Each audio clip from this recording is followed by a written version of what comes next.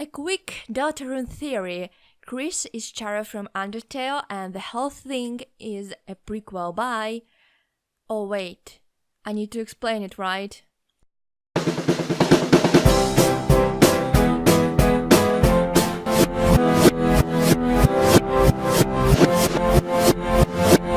Hi, my name is Marina, I'm Russian, deal with it. And I find out that I really suck at presenting theories.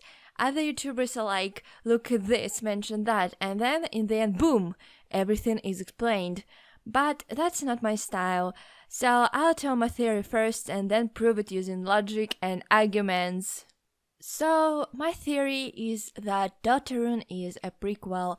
Of course, it couldn't be a sequel, cause Toby Fox and other members of a team should make a continuation for the infinite number of endings. It's just impossible, and they couldn't choose one of them either, cause that would mean that this ending is the true ending. This is against Undertale's ideology that your choices matter, and that it's you who decide how the story should end. And I don't agree with people who believe that Deltarune is an alternative universe with Undertale's characters. There are too many coincidences that show that this universe is actually connected to Undertale's story and couldn't be the alternative universe. First of all, remember this thing? I swear I spent hours trying to find Suzy that Clam Girl was talking about. There is no Suzy in Undertale, despite her name is highlighted. That was super weird until we met actual Suzy in Deltarune. Yeah, I know, different letters, but in Nintendo Switch version, the dialogue with Clam Girl is changed, and there she tells us that she knew that we didn't meet her neighbor's daughter, but we will soon. And during that, her sprite is changing to grey version of her. That shows that she is connected to Gasta. Secondly, some of the characters aren't like they were in Undertale. Like, these two guards are still pretending that they're just friends. Bretty and Katie don't talk to each other, and Undyne doesn't even know who Alphys is. That's weird.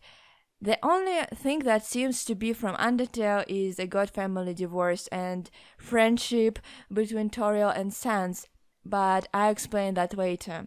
Finally, you might have noticed that there are a lot of references to Gaster in Deltarune. Like, we see his followers in a town. If we try to use our cell phone in Dark World, we will hear a music that was played during reading entry number 17.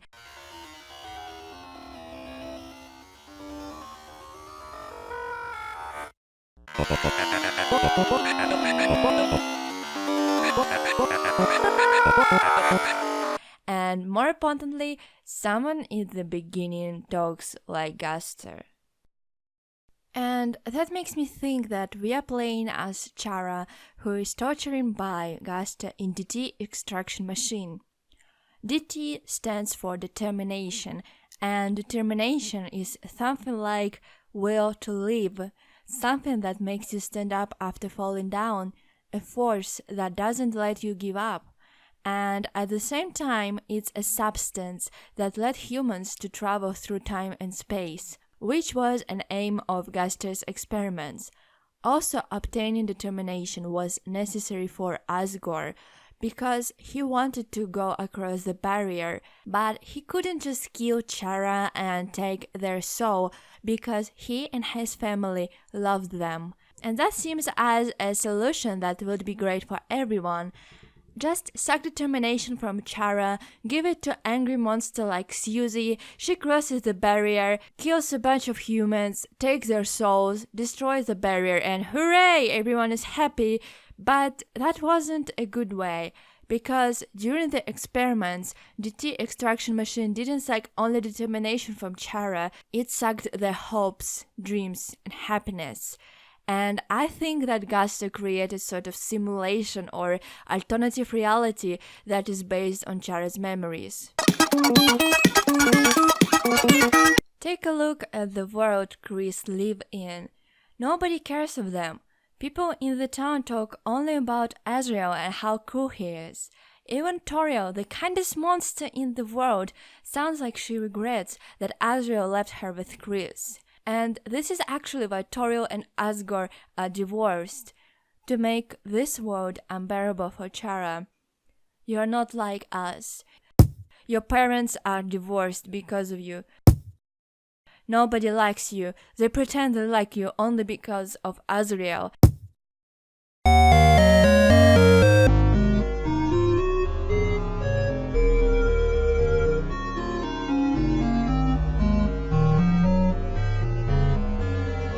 These are the thoughts that Chara got from the experiments, the feeling of emptiness and despair. Remember what Gonaki taught in Undertale? Have you ever thought about a world where everything is exactly the same except you don't exist? Everything functions perfectly without you. Haha, the thought terrifies me. This is what we see in the simulation, the world that could perfectly function without Chris or Chara. Well, Pink Cow, that's all great, but what about all this light and darkness theme? What happened to Chris and Susie? Good question. They just found a bug in the simulation. Yeah, this whole thing is the bug. Look at how Susie and Chris enters a room.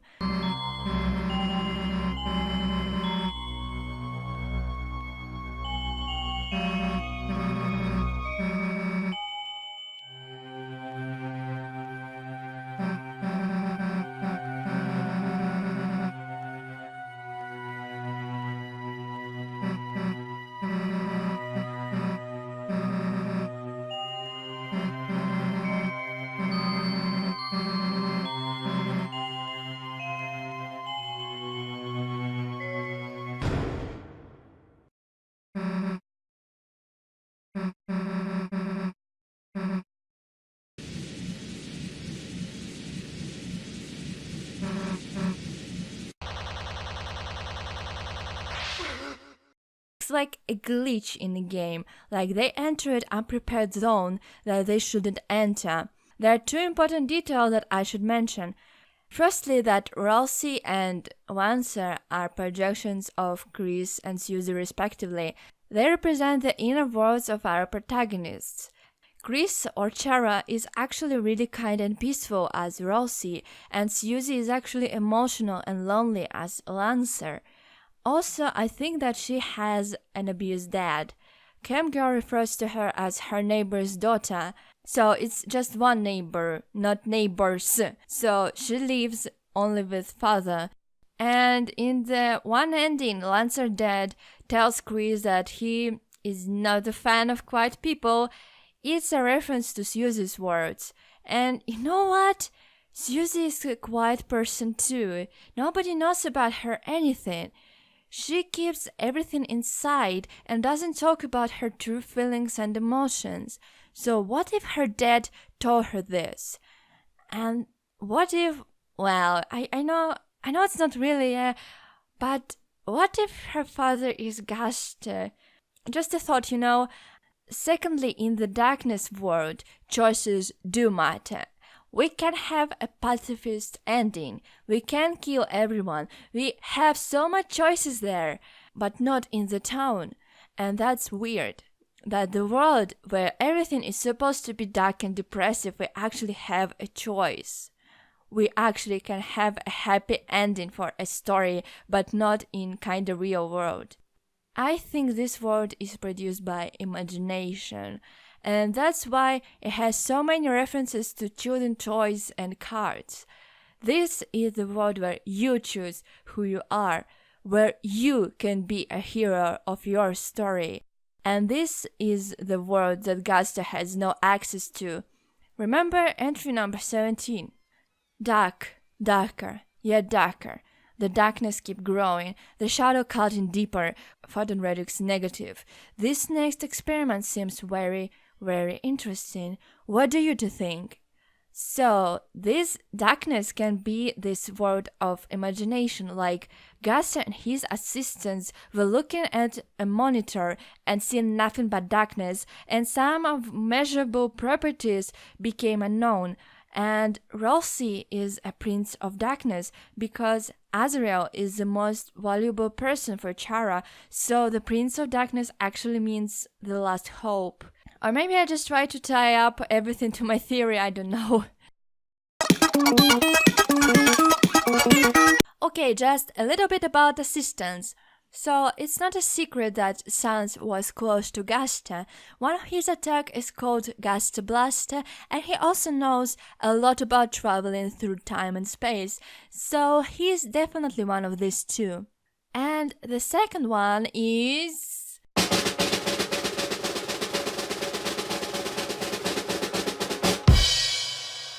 Papyrus! Yeah, it's obvious, isn't it?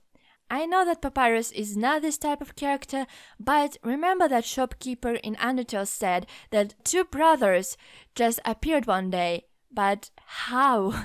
Nobody ever met them? What if they had some sort of device that can erase memories? Notice that in Undertale nobody is talking about Gaster except his followers. Nobody remembers him despite he used to be a royal scientist and did a lot for the kingdom. So every memory of him was vanished, and also his two assistants decided to start a new life. You know, I really love Papyrus. He's my most favorite character from the original game, but he's childish and kinda not intelligent enough. Also, he is sensitive and empathetic, and despite all this catchy human thing, he actually loves Frisk and wants to help them. So I think that brothers tried to remove all the memories of what happened from Papyrus' head because he couldn't live knowing what he had done. But something went wrong, or it was too much to erase, so Papyrus lost a big part of his mind and became, well, Papyrus. So yeah, it's like in Gravity Falls. Or maybe he was punished by Gaster for being too empathetic to Chara and trying to stop him. Okay, I'm done. This theory actually explains a lot in Undertale. Undertale is a really well-crafted game in which every element is on its place. And it was weird that a plot contained some holes and inconsistencies. First of all, if Chara was such a nasty person from the very beginning, how could Azrael become friends with them? Yeah, Azrael is kind and he could believe that Chara would change, but like his parents, they're not that naive, right? Did Chara lie to them to make a good expression to make them participate in the war against humans? Or were Chara a kind and likable person when they met the royal family for the first time, who slowly went insane? When monsters tell a story about Chara and Azrael, they don't blame Chara for anything. They believe that Chara died because of an illness, and it seems like they like the first child. It doesn't fit. And like in this scene that still tears me apart, Azrael remembers how great it used to be to play with Chara. So it doesn't seem like Chara was that I want to raid the world bad. Secondly, why didn't monsters kill Frisk immediately? We know only why Sans didn't commit it, but the others. And I'm talking more about Alphys right now. If you think about it, she should get determination from somewhere. She used DT extraction machine 6 times, and why didn't she use it again? Instead, she tried to become Frisk's friend. Isn't it because Frisk reminds her of Chara? Well, a possible explanation for Alphys' behavior that she make all the experiments only because she had a crush on Asgore.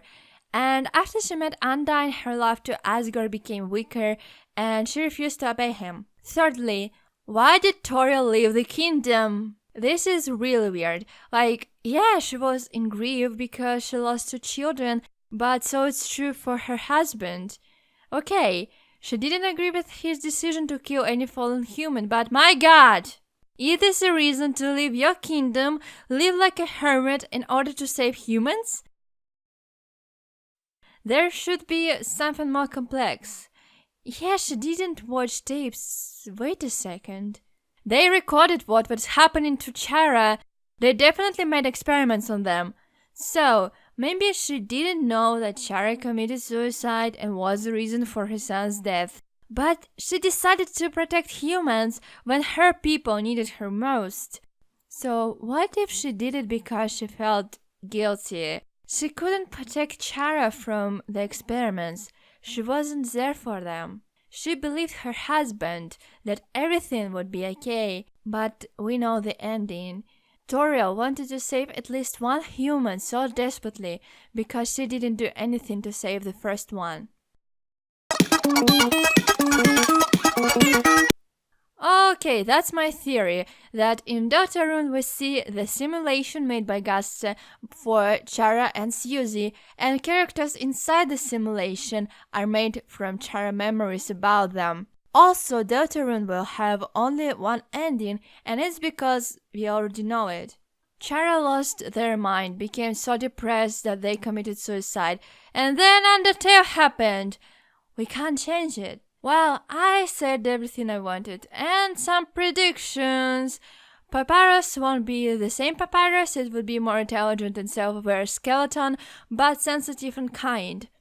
Toriel will continue to act weird. Maybe she will even tell Chris that she doesn't love them or something. Azriel won't return from university. Maybe Suzy will die in the end. I don't know, it's more like a feeling than a conclusion. Thank you for watching. I hope you enjoyed this video. Subscribe to my channel and all this bell thing. Oh, stop it! You are not a real YouTuber anyway.